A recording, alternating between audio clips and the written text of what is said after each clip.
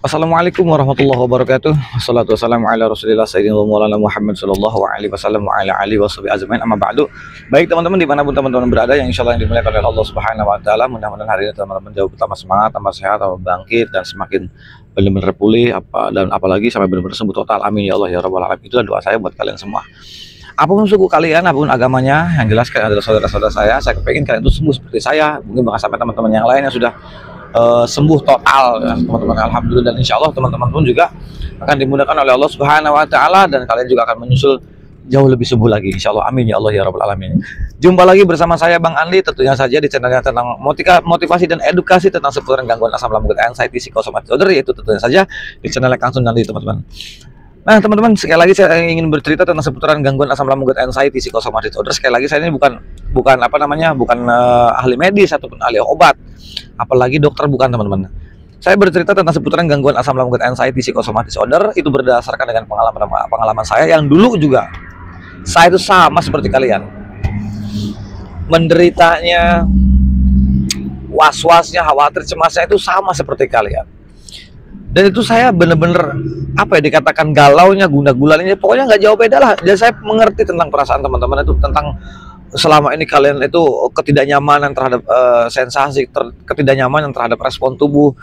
Yang selama ini kita ini memang mungkin teman-teman ya, dulu kita di zona yang aman, sekarang seolah-olah tidak nyaman. Nah ini akan menjadikan salah satu pikiran. Nah kenapa Nah untuk di tema kali ini teman-teman, saya akan memberikan satu tema untuk teman-teman semuanya.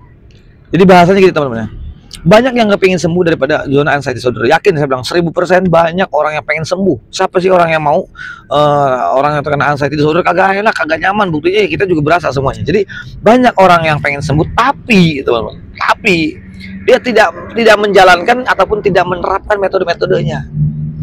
Saking pengen sembuhnya, saking ngotot, tapi dia tidak diterapkan, tidak dijalankan metode-metodenya.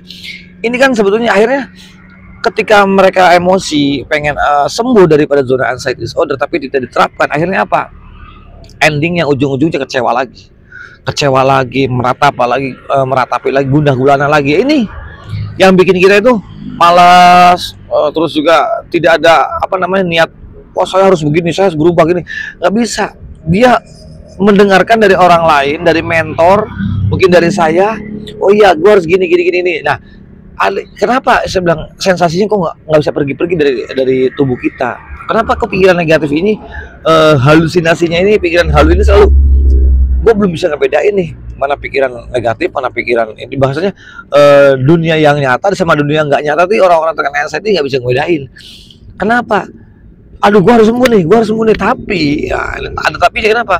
Ketika dia ngotot mau sembuh tapi tidak diterapkan metodenya, akhirnya apa? Kecewa dengan dirinya sendiri, kecewa dengan cara ngototnya, pengen sembuhnya itu kecewa. Jadi akhirnya apa? Ujung-ujungnya kalian mencari validasi, pengakuan bahwa gue ini sakit, gue ini. Nah ujungnya seperti itu. Nah lalu bagaimana langkah-langkahnya teman-teman? Simak dan tonton sampai habis, jangan di skip agar kalian itu tidak gagal paham dan agar kalian juga bisa mengerti, bisa mudah cara mengatasinya. Tonton sampai habis, jangan di skip. Dan terima kasih yang sudah bergabung, yang baru bergabung di channel Kang Sunandi. Tolong teman-teman ya, subscribe terlebih dahulu, karena buat saya pribadi subscribe sangatlah penting. Kenapa? Agar video-video saya juga bisa berkembang dengan baik. Kalau sudah berkembang dengan baik, tentunya saja itu bisa menambah semangat saya untuk bikin selalu konten-konten seputaran gangguan asam lambung dan anxiety disorder. Oh iya teman-teman, sekali lagi di channel saya ada dua. Yang pertama channel yang ini yang namanya Kang Sunandi, yang satunya lagi sama tentang seputaran gangguan asam lambung dan anxiety disorder, tapi di sana itu lebih sering di channel satunya lagi namanya Sahabat Sunandi. Channel yang Sahabat Sunandi itu perlu dukungan teman-teman, perlu subscribe.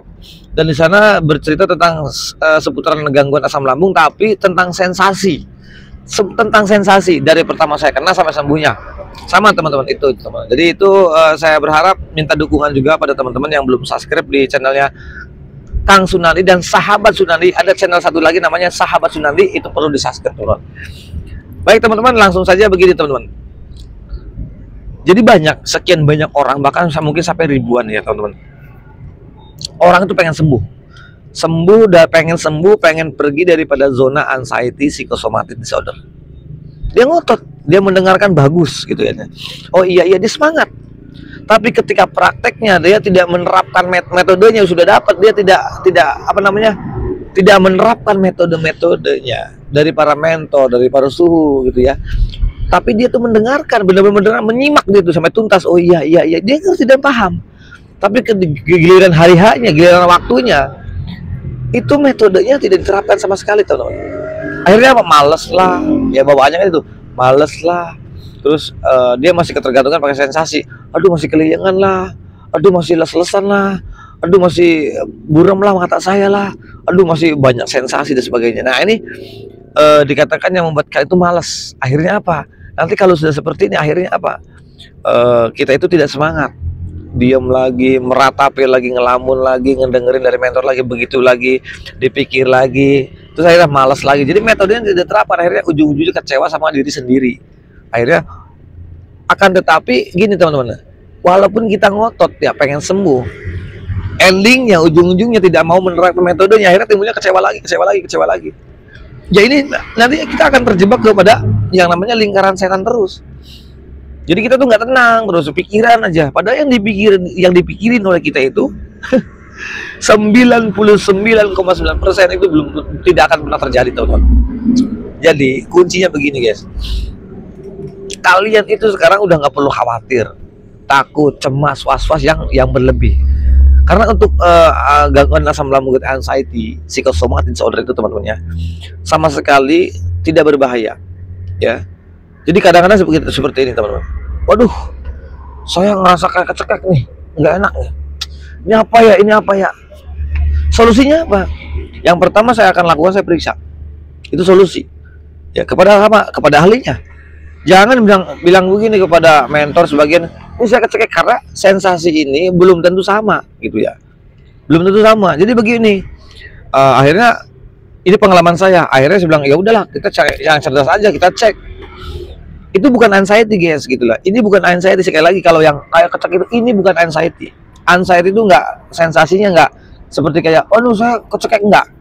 Anxiety disorder itu sensasi enggak seperti itu, kayak enggak. Jadi kalau yang kecekek itu bukan sensasi daripada anxiety, tapi itu murni dari lambung guys. Terus kira-kira gimana enggak? Tapi walaupun seperti berat kayak kecekek gitu guys ya, ulu hati mengganjal, kadang-kadang kering, dada panas, tenang aja guys, itu tidak berbahaya sama sekali.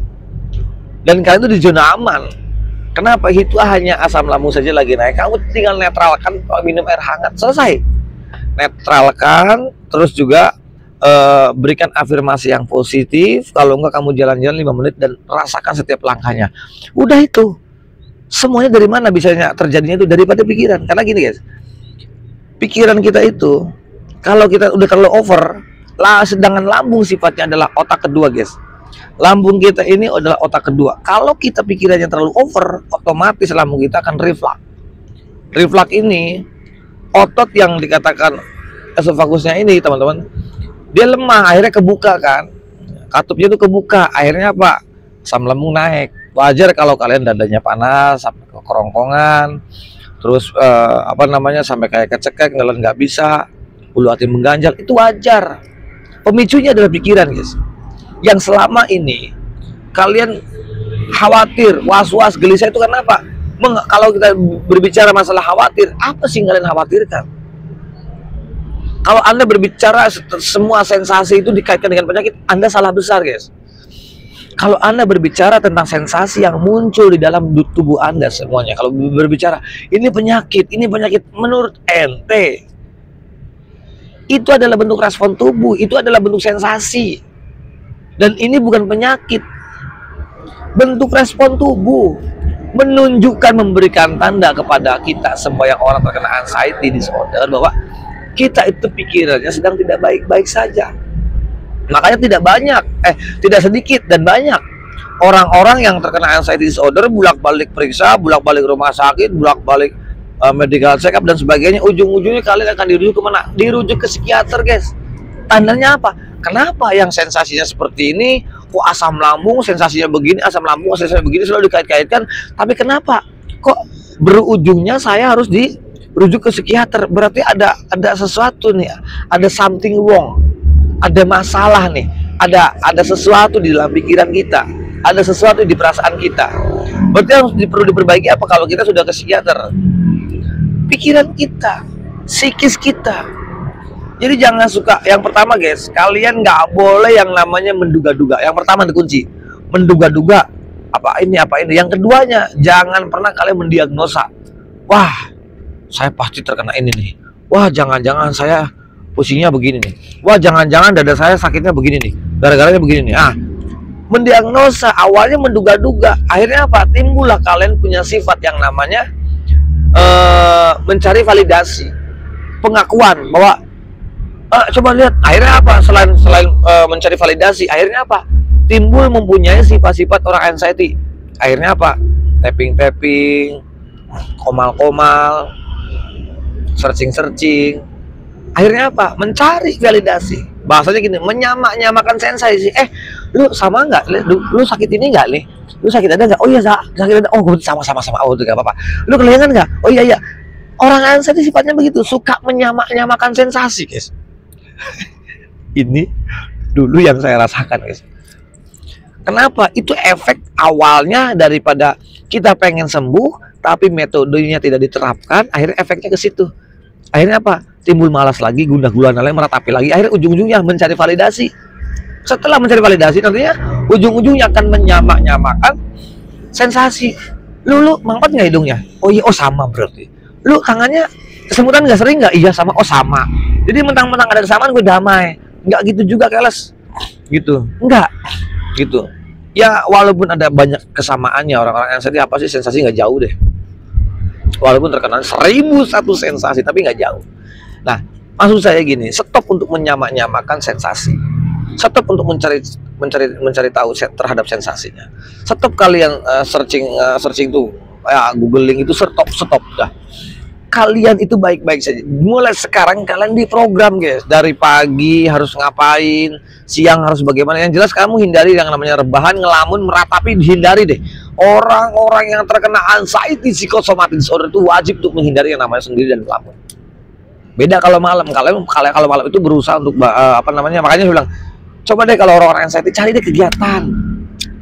Cari kegiatan yang membuat kalian itu dikatakan lupa terhadap sensasinya. Itu tujuannya memang melupakan sensasi biar kalian ngaji. Tapi orang yang diam itu, guys, diam di rumah, ngelamun, meratapi, itu selalu begini, guys. Akhirnya pikiran itu terulang lagi, yang namanya disebutnya habit. Makanya kalau kalian yang dikatakan, Kang, saya tuh kelengannya apa ya, kok gak hilang-hilang? Wajar, itu dari habit. Kok mata blurnya kok nggak hilang-hilang? Wajar. Terus kok sakitnya dari bagian kepala kok kayak nggak ngimpi, kayaknya tangga nyata? Wajar. Semuanya itu, guys, saya kasih tahu, semuanya itu daripada habit. Habit ini adalah pikiran negatif yang selalu diulang-ulang. Contoh, ketakutan, khawatir saya pergi ke pasar, pergi jauh dari rumah, pengen naik berkendara, saya takut jatuh, nanti saya takut pingsan, saya takut dan sebagainya. Ini nanti diulang-ulang terus, padahal dia belum menjalankan, tapi pikirannya udah kesana jauh banget. Nah, ini habit nih. Akhirnya apa? Diratapi lagi sama dia, dipikir lebih dalam lagi, dijiwai. Yang salahnya orang saya dijiwai lagi. Setelah dijiwai, akhirnya apa?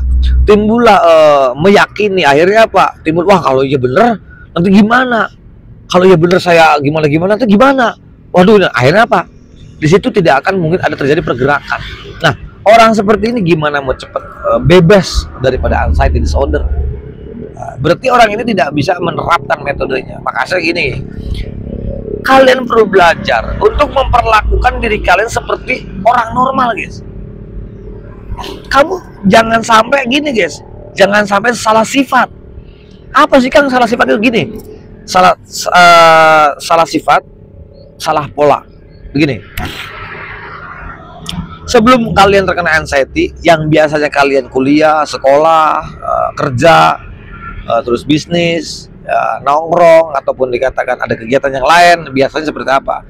Hari-hari biasa seperti sebelum terkena anxiety. Ya main, nongkrong, apa segala macam, ataupun ada kerjaan dan sebagainya ya. Ya udah, gitu. Kamu lakukan seperti orang biasa. Walaupun sensasinya itu bermunculan, walaupun sensasinya itu sedang reuni, leyengannya lah, seperti kayak nggak nyata lah, seperti kayak mau pingsan lah, kayak mau begini, nggak usah takut, guys. kalian tetap beraktivitas. Bukan berarti cuma gara-gara sensasi terus kalian balik lagi ke rumah terus rebahan lagi, diam lagi, mau sampai kapan gitu. Pergi sebentar, nongkrong sama teman-teman, giliran kumpul sama teman-teman, akhirnya apa?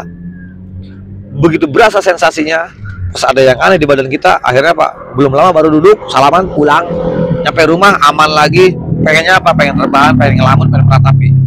Kalau begitu terus guys, kalian kapan mau bangkit? Kapan mau bangkit guys? Kesempatan. Apa yang membuat kalian takut?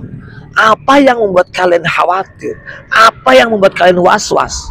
Contoh begini, saya was-was dan khawatir dan takut di tempat keramaian. Di saat itu adalah kesempatan kalian untuk terbebas pergi daripada zona anxiety psychosomatic disorder. Jadi keramaian jangan ditakutin, bereksperimen. Kamu datang seberapa besar parahnya. Lalu kalau memang saya nggak kuat, mau sampai apa? Percaya dan pegang omongan saya guys. Ketika kalian sosial fobia ataupun fobia sosial, takut di dalam keramaian, belum terbiasa di dalam keramaian, terus kalian sekali-kali kamu ke keramaian terus ada terjadi yang keliengan, jantung berdebar, keringat dingin dan sebagainya, perasaan gak enak, guna-gulana ini, nggak usah pulang dan kalian di situ bertahan sampai berapa jam? Bertahan 2, 3 sampai 5 jam kalau bertahan. Kalau sudah lulus dari 2 jam, 3 jam sampai 5 jam, kalian sudah lulus, besok coba lagi terus. Saya jamin guys, kalian 1 minggu bisa melawan yang namanya fobia sosial. Itu kuncinya. Jadi rasa takut itu jangan diikutin guys. Itu kuncinya. Yang membuat kamu khawatir, takut, was-was, jangan diikutin. Ingat guys, yang membuat kamu takut, khawatir, was-was, jangan diikutin. Satu kata lawan guys. Yang keduanya jangan diikutin juga, males. Ada 2 hal.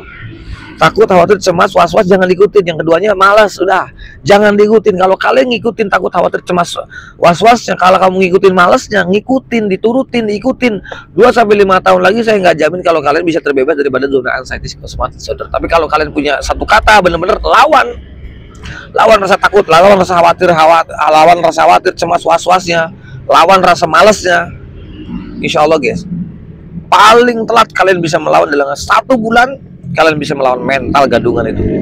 Kalian bisa melawan mental kalengan itu. Dan itu saatnya kita, kesempatan kita agar kita bisa pergi daripada, terbebas daripada zona anxiety disorder. Itu penting buat kalian guys. Jadi jangan diikutin mentang-mentang gak ada sensasi muncul, kalian langsung dipikirin. Nah, kesalahan kita ketika sensasi muncul ada 2 faktor atau sama tiga pemicu yang dikatakan yang membuat parah. Pemicunya yang membuat kita down, yang membuat kita tidak bisa mikir ketika sensasi timbul, ketika kita mau berangkat atau lagi nongkrong sama teman-teman, ketika sensasi timbul, kesalahan kita adalah langsung mendiagnosa apa, aduh kenapa lagi nih, aduh praduga, prasangka praduga, aduh jangan-jangan. Nah, berarti udah mendiagnosa. 1. Yang keduanya dia dipikir, aduh ini gimana ya lu.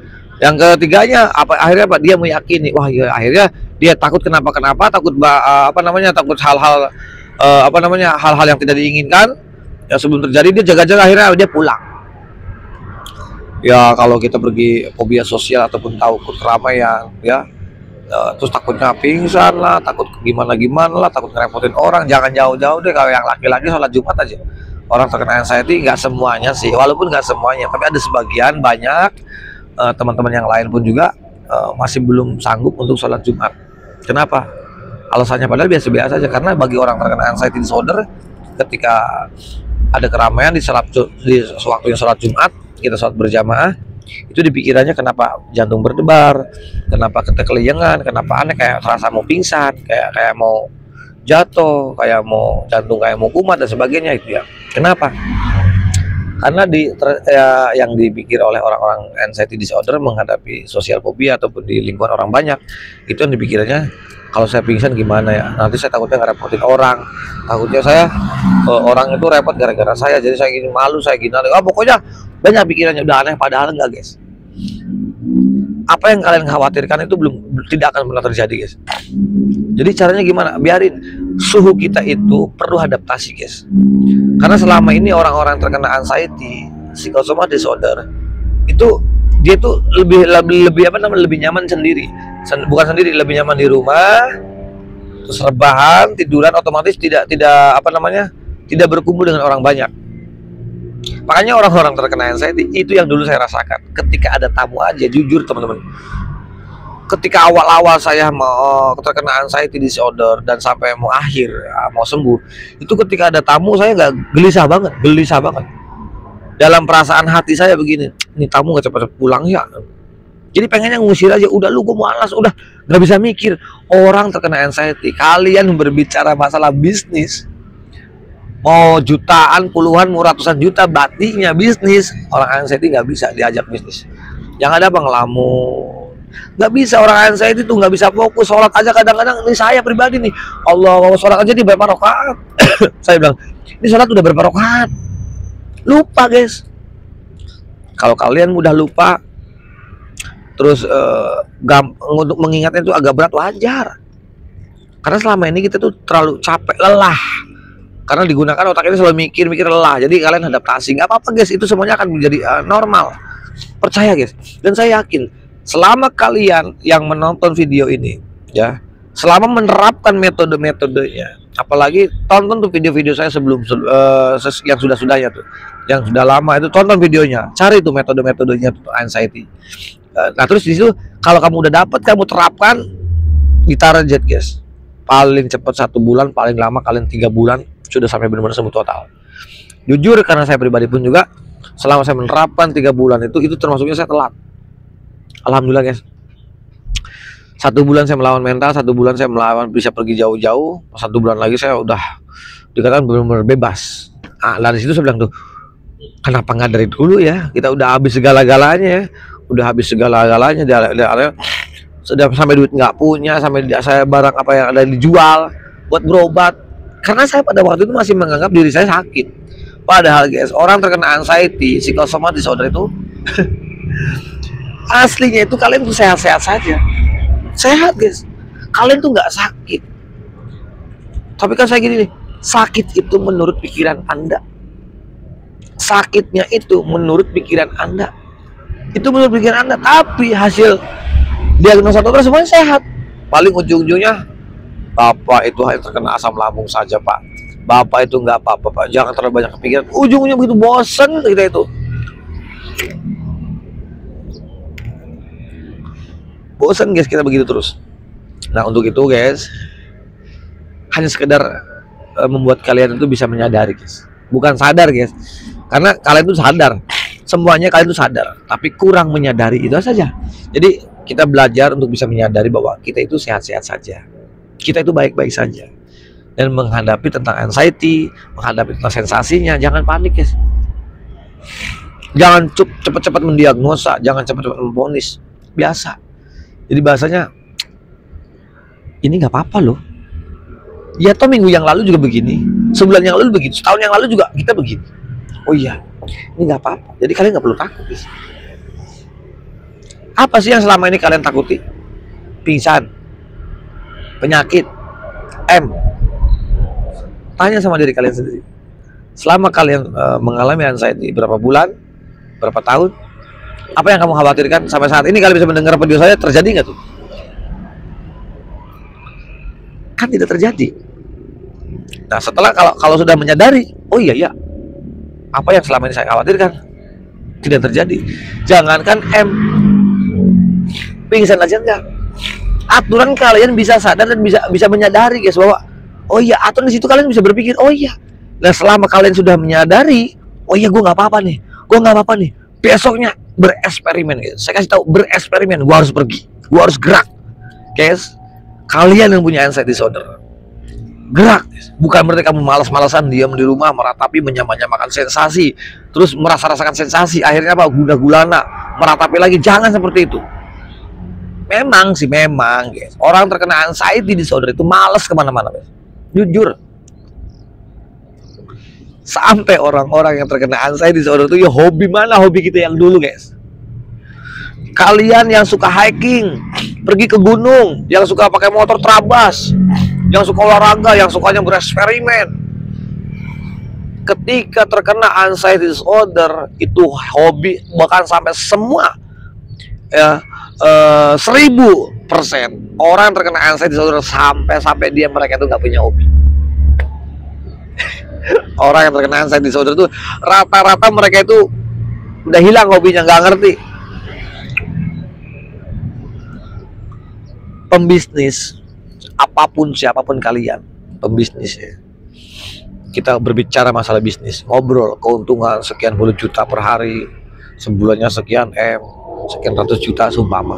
Kita ngobrol masalah bisnis. Orang anxiety diem, yang ada nggak ngerti. Orang ngomong tuh nggak nyambung ke kita.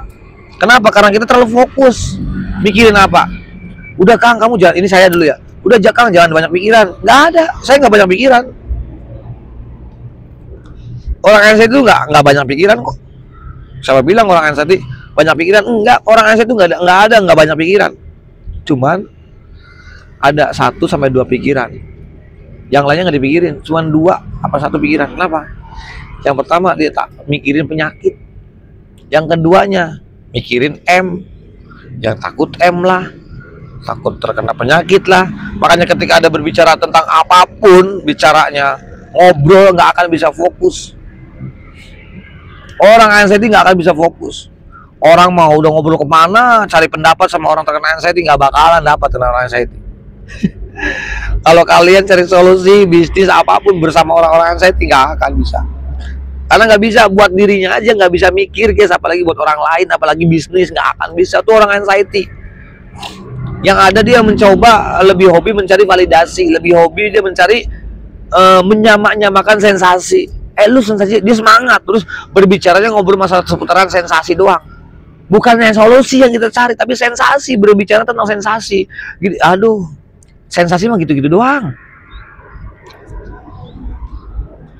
Stop untuk mencari validasi, stop mencari kebenaran tentang ini enggak, udah stop. Kalian perlu tanamkan semuanya. Memang kalian mau baik-baik saja, mau bukti apa omongan saya? Kalian sudah bolak-balik pergi ke IGD, pergi ke dokter, periksa, dirawat dan sebagainya. Bahkan sampai gonta-ganti, traveling dokter sudah, traveling rumah sakit, traveling obat dan sebagainya, sudah semua. Kurang apa yang kalian lakukan itu? Sering udah terlalu banyak kalian tuh ikhtiar tuh nggak cukup, apa aja kalian udah lakukan. Tapi Kang kok gini aja? Iya karena pola pikirnya, cemas, khawatirnya masih kenceng, masih tinggi. Itu yang membuat kalian dikatakan, mohon maaf, yang membuat kalian tuh memenjarakan pikiran kalian yang sensasinya awet gitu. Jadi bukan awet jadi hilang, tapi muncul lagi. Jadi munculnya cepat. Biasanya kalau orang mau sembuh kan gini, ketika sensasi muncul, colek-colek dikit, hilangnya lama. Nanti muncul paling sewaktu-waktu, hilangnya lama lagi, sewaktu-waktu, itu mau mendekati sembuh. Tapi kalau muncul satu, hilang, belum lama hilang, muncul lagi dengan yang lain, muncul lagi dengan sensasi yang lain. Akhirnya apa? Nah itu dikatakan dia masih tinggi cemasnya, khawatirnya, belum apa namanya, belum bisa pergi, belum menemukan pintu pergi, karena di dalam dirinya masih memenjarakan pola pikir yang negatifnya. Maka guys, ini yang perlu kalian pelajari. Kuncinya pertama satu, kalian harus semangat guys, dan kalian juga harus pinter, cerdas, jangan sampai dibodohin. Gini, ikhtiar itu wajib, tapi kalian tuh jangan dibodohin guys. Jangan mentang-mentang, wah ini omongannya bagus nih, contoh saya ya, omongnya bagus gini nih. Ketika omongannya, saya tuh lihat komentar-komentarnya. Kalau komentar-komentarnya jelek, terus pengikutnya juga kayak meragukannya, jangan diikuti. Kalau ini udah pengikutnya udah lumayan, terus komentar-komentarnya lihat bagus nih, bagus. Nah, jadi dilihat dari faktanya dulu, gitu. Jadi untuk teman-teman sekalian, kalau yang deket sih dengan saya, kamu silakan datang aja ke rumah saya. Saya tidak akan cerita di sosial media, gitu. Biar kalian lebih cepat lagi sembuhnya. Kamu datang, nggak apa-apa kok. Ke tempat saya ngobrol, kamu hari itu ngobrol. Kamu juga selama kamu yang memantang makanan, ya yang takut terhadap makanan, kamu datang ke tempat saya. Apa yang kamu makan, apa yang kamu mau, kamu makan. Itu bisa tanpa harus menunggu hari, tinggal menunggu menit.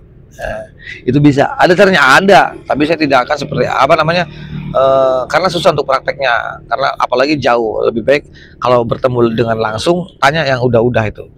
Kalau yang orang-orang saya, didikan saya guys, kalau sudah sembuh ya sudah, kamu nggak perlu nonton tok, nggak perlu ini, udah nggak perlu nonton anxiety nggak perlu. Kalau kamu udah sembuh, mendekati sembuh, nggak perlu nonton tentang anxiety, cari yang lainnya aja. Begitu.